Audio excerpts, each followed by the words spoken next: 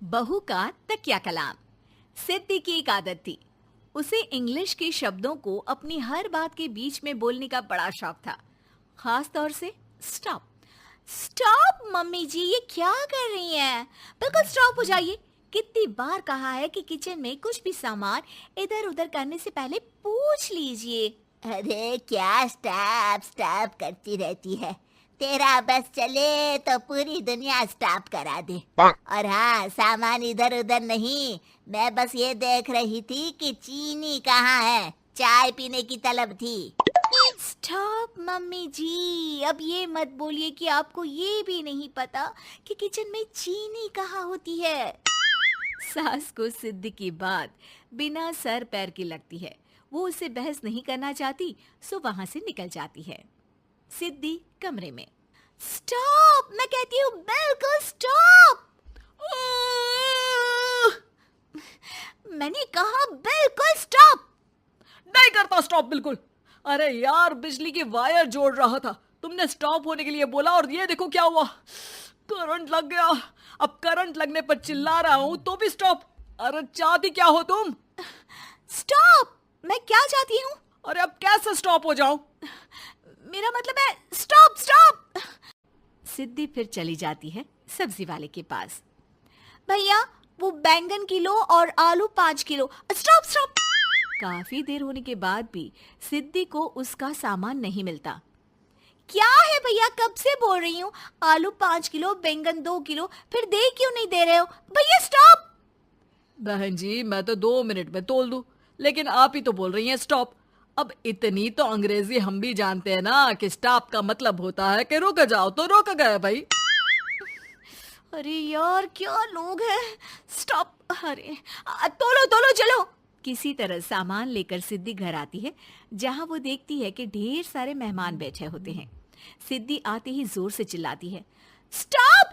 आप यहाँ सब कैसे? अरे अब कैसे स्टॉप हो जावे बहू, जितना आना था आ गए हम। अब हाँ बैठिए ना। सासू माँ, आप बात करिए, मैं चाय बनाकर ला रही हूँ। सभी बात करने में लग जाते हैं कि तभी सिद्धि किचन से निकल कर आ जाती है। Stop stop. अरे क्या खाएंगे आप लोग? पकौड़ी बना दूं या चीला, या फिर इडली बना दूं? अरे जो मर्जी बना दो, बस ले आओ जल्दी से बहू, इन लोगों को निकलना है, कोई जरूरी बात करने आए हैं।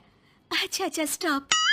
सिद्धि स्टॉप वाला अपना तकिया कलाम बोलकर निकल जाती है, लेकिन थोड़ी देर बाद जब वो कमरे में चाय नाश्ते के साथ आती है तो जरूरी बात हो गई आप लोगों की, या मेरे डर से शांत हो गए कि चुप हो जाओ, सिद्धि आ गई है।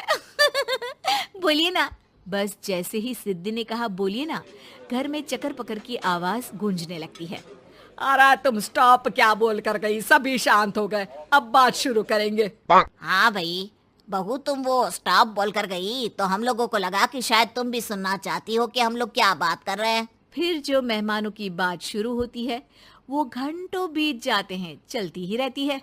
अरे तेरे स्टॉप के चक्कर में दोपहर हो गई, अब जाकर सबके लिए जा खाना बना कर लिया। तभी स्टॉप नहीं बोला होता तो अब तक बात खत्म हो चुकी होती। बेचारी सिद्धि करती भी क्या, खुद के स्टॉप बोलने की आदत से खुद ही परेशानी मोल लेती है। आप लोग खाना खाकर जाइए, हाँ मैं जा रही हूँ बनाने। मम्मी जी, लेकिन स्टॉप, मैं ना खाना बना कर लाती हूँ। सिद्धि सबको खाना खिलाकर विदा करती है। पूरी तरह से थक चुकी सिद्धि शाम को पार्क में वॉक करने जाती है। स्टॉप यार, आज तो मैंने बहुत खा लिया, पेट लग रहा है कि फट ही जाएगा। सहेली एक जगह खड़ी होकर सिद्धि की बातें सुनती है।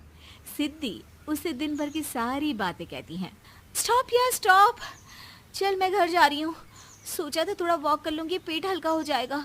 सारा दिन काम कर कर के थक भी गई थी, लेकिन यार तेरे कारण बस खड़ी ही रह गई। वैसे तो पार्क करने क्या आई थी? और यार बड़ी अजीब लड़की है, मैंने कितनी बार बोला कि मैं वॉक पर आई थी, लेकिन तू स्टॉप स्टॉप बोलकर रोक लेती थी मुझे। यार प्लीज अब तू जा, मैं वॉक करके ही घर जाऊंगी। ओ यार, वो स्टॉप तो मेरा तकिया कलाम है। घर के सभी लोग सिद्धि के स्टॉप से परेशान थे। वे कभी उसके बोलने पर स्टॉप हो जाते तो मुसीबत आ जाती, कभी नहीं होते तो भी मुसीबत आ जाती। अरे मैं तो इस बहू के तकिया कलाम से परेशान हो गई हूँ। अरे कोई तो उसकी ये आदत हटाए। देखो माँ, ये जो आदत होती है ना, जब तक खुद की जान पर न बन जाए आदत छूटती नहीं। अरे उसकी जान पर बनाए उससे हमें क्या, हम लोगों के लिए तो ये परेशानी का कारण बनती ही जा रही है।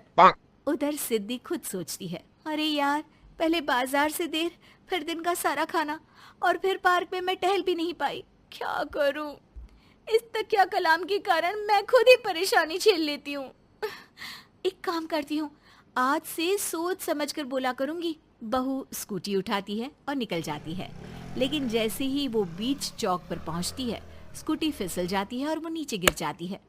हाय रे, कोई तो बचाओ, किसने टक्कर मार दी मुझे?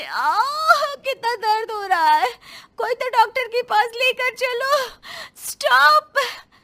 बस जैसे ही बहू स्टॉप बोलती है, सारे वहीं रुक जाते हैं। बड़ी घमंडी औरत है, एक तो हम बचा रहे हैं, ऊपर से देखो स्टॉप बोल रही है। स्टॉप? कोई नहीं है क्या इस पूरे शहर में? बहू अपने तकिया कलाम की रट लगा कर रखती है। स्टॉप कोई है, कोई स्टॉप। लोग उसकी मदद के लिए आगे तो आते हैं, लेकिन जैसे ही उसका तकिया कलाम सुनते हैं, वहां से निकल जाते हैं। तभी कहीं से उसका पति लौट रहा था। वो बीवी को रास्ते में पड़ा देख हैरान रह जाता है। अरे तुम यहाँ, कितनी चोट लगी है तुम्हें? पति आसपास खड़े लोगों पर गुस्सा हो जाता है। आप लोगों को दिखाई नहीं दे रहा कि मेरी बीवी को चोट लगी है? कोई भी नहीं है जो उसे उठाकर बिठा सके? अरे भाई साहब, कोई क्या मदद करे इस महिला की? और इतनी घमंडी है, जब भी इन्हें उठाने की कोशिश करो स्टॉप स्टॉप बोल देती है। स्टॉप? ये क्या बोल रहे हैं आप लोग? मैं पिछले आधे घंटे से दर्द सह रही हूँ। स्टॉप। पति समझ जाता है कि मामला क्या है। वो सर पर हाथ रख लेता है, लेकिन जल्दी ही बीवी को डॉक्टर के पास ले जाता है। ओह, इन्हें तो बहुत ज्यादा चोट लगी है। आप लोगों ने इन्हें लाने में कुछ ज्यादा ही देर कर दी है। रुकिए, मैं चेक करता हूँ। डॉक्टर जैसे ही बहू के पास पहुँचता है। हाँ तो मैम, कहाँ चोट लगी है आपको? यहाँ। स्टॉप। डॉक्टर देखते देखते अचानक रुक जाता है। अब भी स्टॉप? अरे नहीं नहीं डॉक्टर साहब, अब तो सपने में भी स्टॉप नहीं बोलूंगी।